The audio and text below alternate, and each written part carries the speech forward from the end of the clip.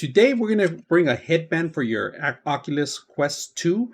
Now this one has an external battery you can charge and it'll give you extra hours on your actual system itself.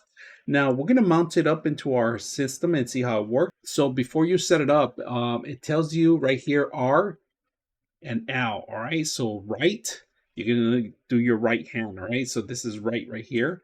And when you're gonna put in your Oculus Quest, it's gonna go on this side, all right, on the right side. So let's go ahead and set it up. So this goes a little bit more than halfways, and we hit the end. But if you guys can see, it goes a little bit more than halfways.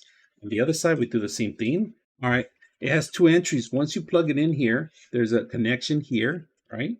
Type C, connected here.